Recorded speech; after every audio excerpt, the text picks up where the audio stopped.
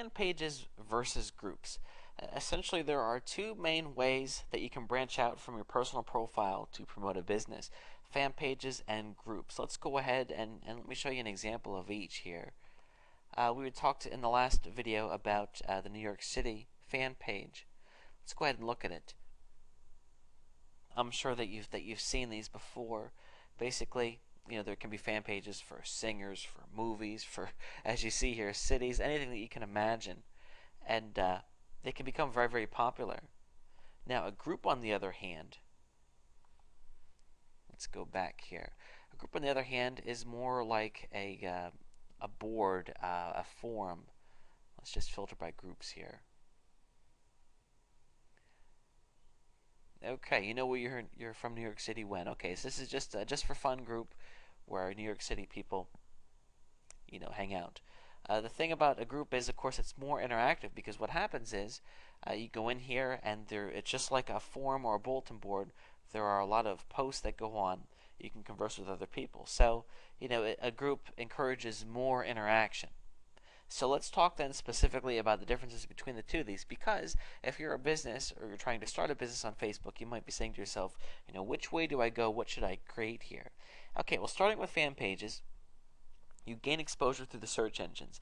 Facebook is a closed community, meaning that, I create a profile on Facebook and somebody from the internet can only see my profile if they're my friend. This is a mistake that MySpace made, because anybody can see anybody's MySpace page, generally speaking, by default, and things didn't work out so well for MySpace. Facebook has overtaken them because it's more private, and this fan pages is a way to bring that back. Because the problem is, your Facebook page could be, incredible, have lots of great information, but the search engines are not going to see it.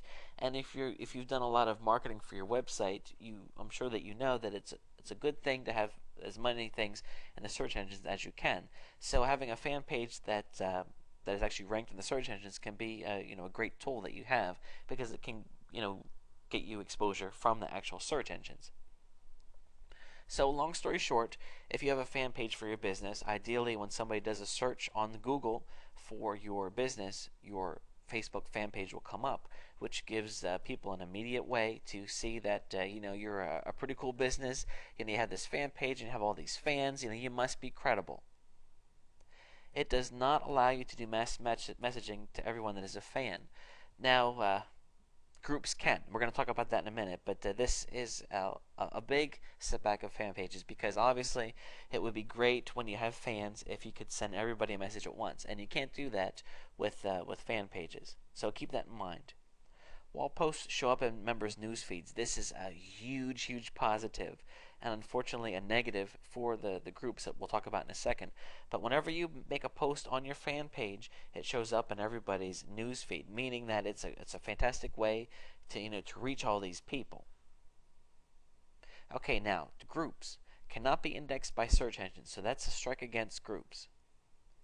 They do allow you to message everyone at once, up to 5,000 people. So if your group grows to be more than that, then you can't do the mass messaging anymore.